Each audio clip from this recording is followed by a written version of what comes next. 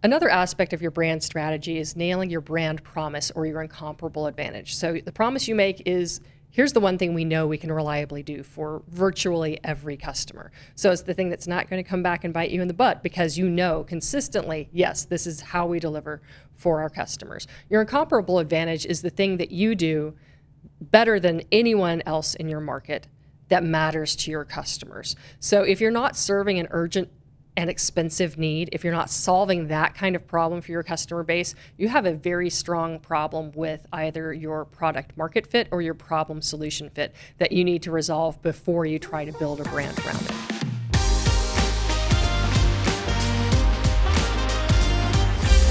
Hey everybody, and welcome to the Marketing Blender Show. I'm Dacia. And I'm Daisy. Now today we are talking about how to build a strong B2B brand strategy. So yes, we are talking about branding, but I think that immediately kicks us off into what is the difference between a brand or brand tactics and brand strategy? Because I think especially in B2B, everyone just zooms straight into like the tactical and the planning and the wanting to launch too fast. And I'm actually embroiled in this with a client right now, where I'm trying so hard to get them to go back to brand strategy because it's just a hot mess and it's deteriorating into, but I don't like that color blue. And brand strategy is so important in regards to building valuation and making that brand really resonant in the marketplace and giving it the legs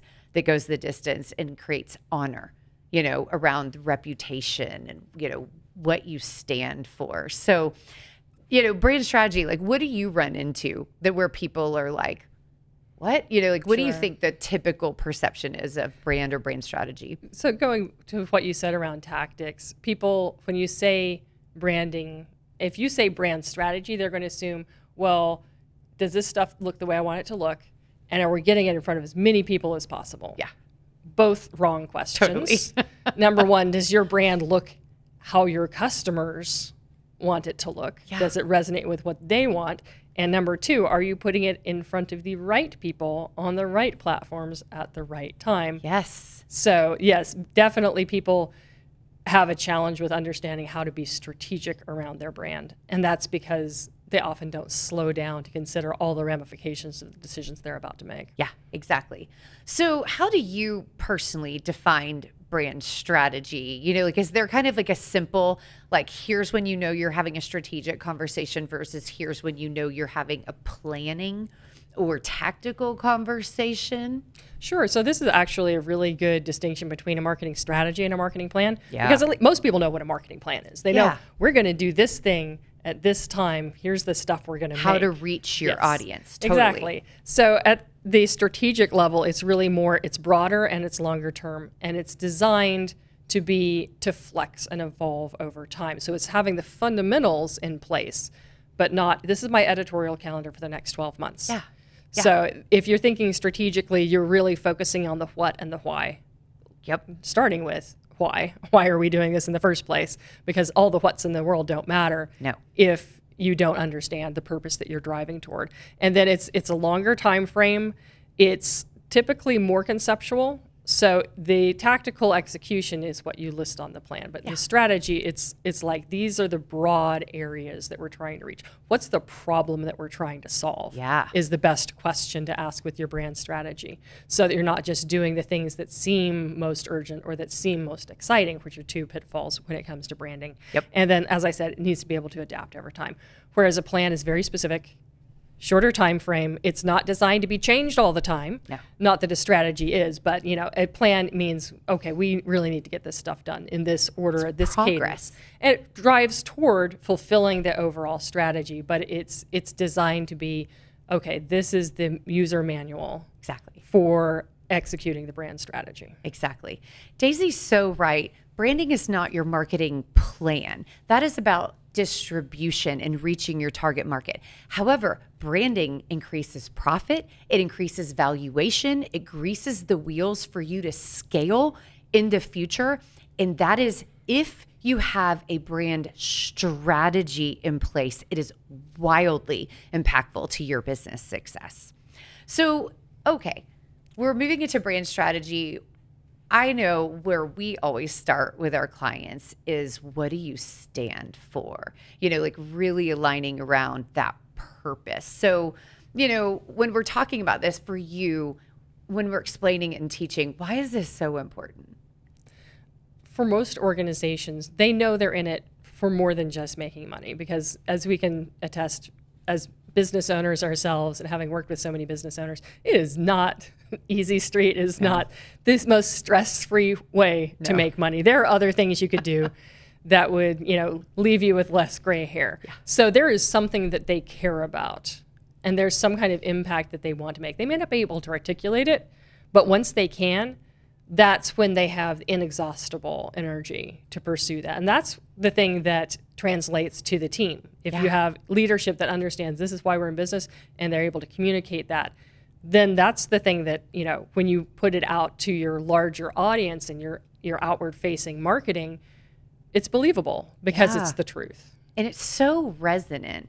I think people forget that when we're talking brand strategy, this is about people's identity, people's hearts, people's philosophy about how the world should be, and faster alignment around being human, And so I totally agree. I mean, just that resonance, that there's some substance. It's not just better, faster, cheaper, because that will not go the distance when you're talking about products and, features and benefits. But it's really, what do we stand for? What do we fight for? What do we fight against? And that keeps and increases loyalty. And then when you can circle it back into visual communication, now you're tapping the magic of psychology and speeding up trustworthiness and believability and connection that helps them dive into the technical that says, okay, we want to work with you, or we want to keep working with you. So I love that part. At this point, we have done hundreds of brand strategies at this point, and we have never, ever run across a company that did not have a core why, a core heartbeat, even to your point, if they couldn't articulate it. Very true. At least not a founder that didn't. Yeah. Sometimes second generation, or, bringing outside leadership, that can get a little fuzzy, which I think is actually a good point around mergers and acquisitions. Yeah. Better have a strategy and an alignment. Yes. Yeah. Around what is the brand now? Yeah, exactly. And I think this is a really great point to talk about. Brand strategy encompasses all stakeholders. So your brand should be founded on something so solid that it would inform merger and acquisition strategy. It obviously informs customer strategy, but it also informs culture and talent attraction and the employee experience strategy. And so your brand resonance really has to be able to hold everybody that you interact with. And that's why, again, why strategy is so important. And it's also why we start with brand purpose. So, well, that brings us to audience. Like you hinted at this earlier. So I love this oh my gosh. Soapbox coming. If you make decisions by committee and you do not go through a brand strategy process, you will turn your brand racehorse into a camel. I have heard and seen this happen so often that when you use branding decisions based on what you like or your wife's feedback or what your competitors are doing, it deteriorates into no impact at all. So this is so important because we have got to separate the potential of brand from, well, I don't like yellow, but that's my favorite logo, or make us look like Coca-Cola, or, right. All of the other crazy things that happen if you don't follow a process that starts with that brand promise and then leads to that. And so, of course, strategy is exactly what we were just talking about. Who are we reaching? How do they perceive the visual communication tools that we're deploying to sell for you when you're not in the room, basically? Another key issue that I see people run into when businesses are looking at what is our brand and what is our brand strategy, they need to not look at what is our total addressable market, which is marketing jargon for if somehow magically everybody wanted to buy my stuff, who could possibly use it? here's how much revenue we could make. That is not the reality of branding and marketing. What you need to be looking at is who are our best customers, who are the ones that we must engage and persuade in order to hit our revenue targets. You never have 100 different personas, each one making up 1% of your revenue. It's always a very small number of personas that drive the majority of your revenue, and your brand needs to be targeted at appealing to them. So if you have 1% yoga moms who buy your stuff and 80% car mechanics who buy your stuff, you can't bring me your 1% of yoga moms and say, but I don't think the yoga moms would like this brand. Agreed. And let's say that 1% turns into 10% someday. You can deploy campaigns, but it should still be within the brand strategy structure that was articulated to your maximum revenue impact. And kind of leads me to the next one, your real position in the market, because it's all about the context in which people are perceiving your brand and what you're compared to. So when we're thinking brand strategy and who you are and your positioning does not exist without this versus that, up versus down. And so while we don't want to anchor to your competitors, we do want to understand the context in which you're being perceived so that, again, we can make brand strategy decisions that really help make sure that you are incredibly memorable and that is authentic to what you really are in the marketplace. So positioning has a huge role in brand strategy. And good Lord, we don't want to look like everyone else because you're already unique. And so we want to maximize that uniqueness and then really steward it in the minds of people so that they can make really good decisions faster to buy from you. I think there's a good opportunity here to also talk about the difference between positioning and differentiation. Ooh, nice. So first of all, there are 3 strong brand positions you can have. You can be the first one, not necessarily the inventor of the thing, but the first one who commercializes it, makes it widely known. Yep. So Coca-Cola was not the first soda company to have a cola drink. That was Schweppes. But Coca-Cola was like, this is our name. This is who we are. We want everyone to think of Coca-Cola when they consider buying a cola drink. So you can be the first. You can have a strong alternate position like 7-Up, the Uncola. Yep. They're like, this is what you should compare us to. They're telling the market who they are by who they're not. Yes. So the strong secondary position. So people are not trying to fit you into the same category exactly as the leader in that brand. Or you can reposition your competition as the less favorable option by, highlighting something that's not so great about them. Exactly. And we see this happen a lot with brands having wars with each other. Well, those people are not as good as we are. Exactly. Unethical trade practices, whatever the hot button topic is, Yep. right? So that's your positioning. So what is it that you're being compared to? You can be first, strong alternate, or you can reposition the competition. Better, faster, cheaper. Yep. And then differentiation is how different are you from the people that you're being compared to. So I like to use CarMax as an example because CarMax is in the position of a reasonably priced used car dealership. Yeah. That's what they are. If people want a used car, CarMax is one of the places that's on that list of Absolutely. top 3 places they might go. But its difference is their selling method, which is complete transparency, no haggling. Nobody goes to the back room to talk to the manager and get you a Yes. better deal. 2-3 hours of wearing you down so they can sell you the car they want. So they have a very strong difference, and then they have their positioning within a market where they've got probably not the top position for used cars in any specific geographic region, but one of the top handful that people remember the name of. Exactly. Absolutely.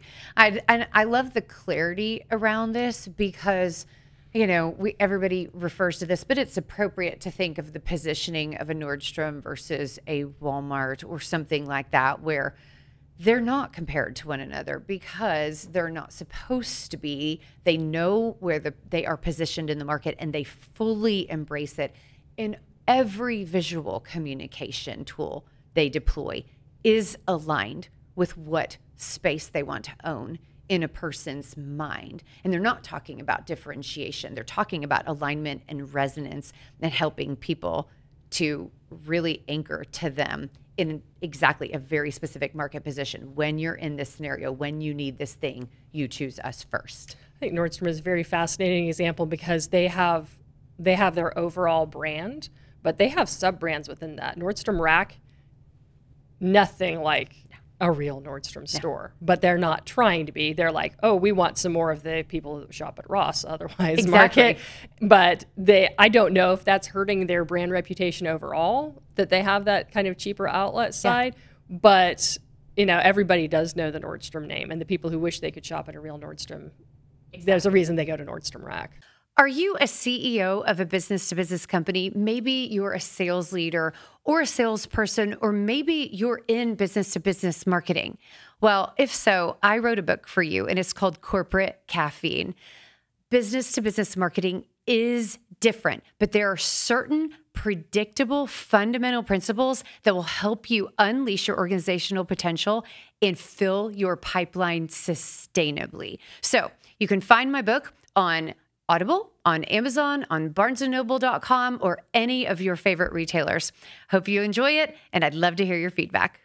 One of the things that I find is that for a company that is growing, how do you scale the brand, especially to have that consistent voice, consistent message, and just consistent interpretation with the market, including if you have new people joining your team, what are they doing with that? Or good Lord, especially in B2B, channel partners, collaborations, and all of the interesting expansions that happen.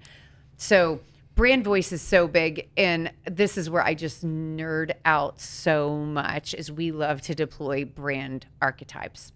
So when you think about story construct, the human brain rapidly understands the role or a character in any given storyline, or in the movies, for instance. When you can accurately capture the type of character, the type of role that your brand plays in the hearts and minds of your customers and your stakeholders, this is how you can scale that, because it's very easy to interpret, would this brand character act like that? Would a hero talk like that? Would a lover speak or make these kind of decisions? And so brand archetypes can really crystallize that voice and that way, that brand experience that you engage the market with. So I love this because they're so fast to deploy if you get it right, because they're so easy to understand. They tap into psychology, and it is very exciting when you really nail that brand archetype, because people are like, that is who we are. And wow, so much creativity can be unleashed by constricting, okay, how does this role, this persona, brand archetype persona, how do they function in the market? And I just love brand archetypes. When you said, how do we scale it across the organization, there was one word that came into my mind. Documentation. Yes. Oh my gosh. And I mean documenting everything. This is how we look. This is how our logo is used. This is how our logo is not used. This is the font that we use. These are the words that we use. This is who we're talking to. Like every single thing, document it, and document it in a way that people are actually going to be using it. Yeah. So you can have the giant folder full of stuff, but it needs to be categorized based on, this is what the sales team needs to know. This is designed for the ways that they engage with the target market. This is for the marketing team.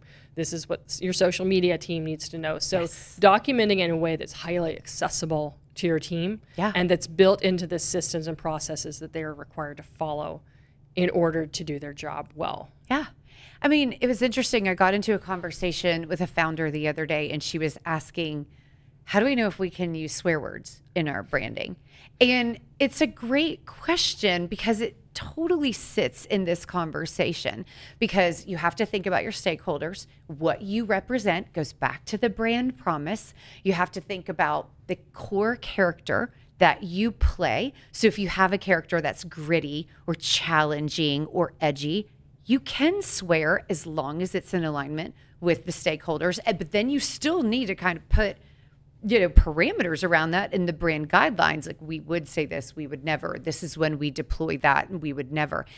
Documentation's so critical, because you don't want an accidental squirrel, I mean, just destroying your brand equity. And then there are other brands where if they even said darn, it would be so off-putting and so shocking to everyone. I mean, it would create so much dissonance with the authenticity that people believe about that brand that they could never get away with it. But you don't want those conversations to happen in a little silo, like, can we say, any specific word here? You really want it to be in full context of, well, what does this represent?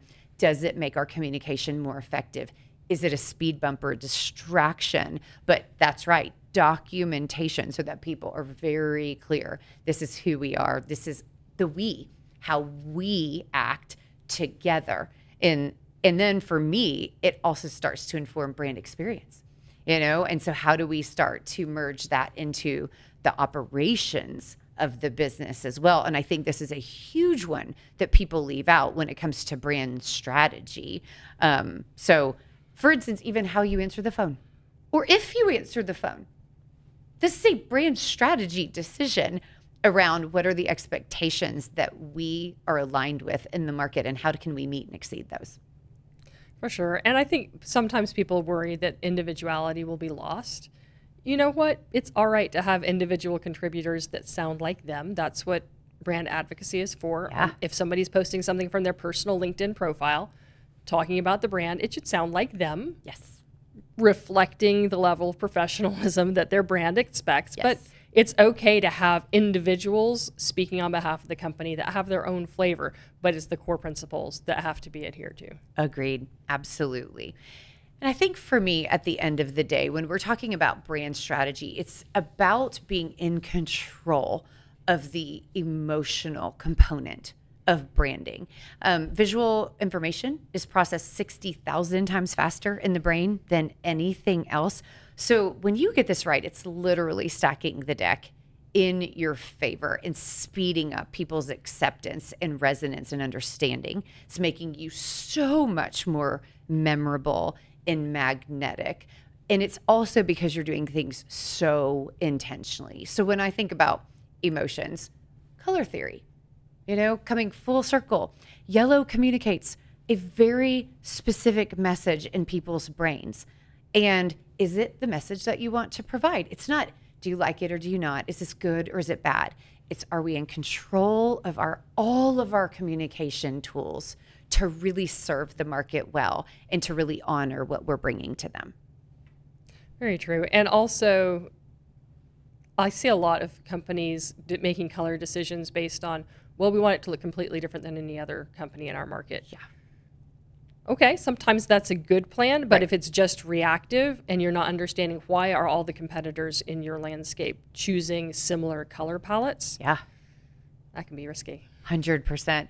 We went through a really fun one a number of years ago where it was a financial group and everybody in financial services is blue. And gray. That's right. Blue and gray, maybe a tiny bit of black, but blue and gray. And eventually through a pretty hefty brand strategy process, we ended up deploying and they chose purple. And it was fantastic because it was wisdom, it was regal. We were tapping into the traditional royalty aspect of purple.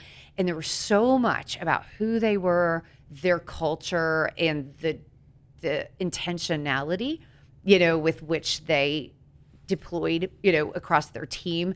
Purple was such a perfect capture, and wow, the market went crazy for it. I mean, it was a really beautiful relaunch of their brand because of the response. And people were like, that's exactly who we see you as. And it was just really satisfying. But it was a great example of, it wasn't different to be different. It was different because they were different, and we finally captured a really key communication tool that helped them get there faster. Very nice. So cool. I know. Okay. Any final thoughts when we're thinking about brand strategy or deploying it, or just encouraging people to not skip this component? I would say consistency is the key. So the reason that you look at brands strategically is because there are so many moving parts. Yeah. You've got the brand identity, you've got your brand messaging, you've got your brand experience. And speaking of experience, that's all the intangibles as well. Yeah. So to your point, how you answer the phone, every touch point is part of the brand experience. So being consistent across all of those customer touch points, and then soliciting feedback. So No brand is 100% on target when it first launches. There's always tweaks. Yep. Don't be afraid to solicit that feedback early and often. So if there's something in your brand that's putting people off, correct it based on, substantial market feedback on that. And then just understand your brand will evolve. Even some of the best known companies that we have in the market today, they've redone their logo how many times? Yeah, that's right. And sometimes to great effect, and sometimes it's like, somebody's nephew's cousin did that, and Exactly. shouldn't have been put in charge of that. But it's okay to take some risks as well with your brand, because guess what? Brands that never take risks end up looking like everybody else. Exactly. Be intentional about how you steward who you are when you are not in the room. Branding is so exciting. It's so satisfying, and it honors the hard work that you have put to build value and to build a business that really serves the market well. And it honors every person that that brand is representing as well. So hopefully we gave you some great tips. This is absolutely one of those places that do not be tempted to think this will slow you down, because simply taking a little bit of intentional time to really think through and document your brand strategy will absolutely accelerate your ability to win in the market for many, many years. Thank you guys so much. Go ahead and hit that subscribe button. Go ahead and opt in for those notifications, and definitely connect with us. Engage. We'd love to hear your content and your comments. And so thank you guys so much, and we will see you next week. Onward and upward.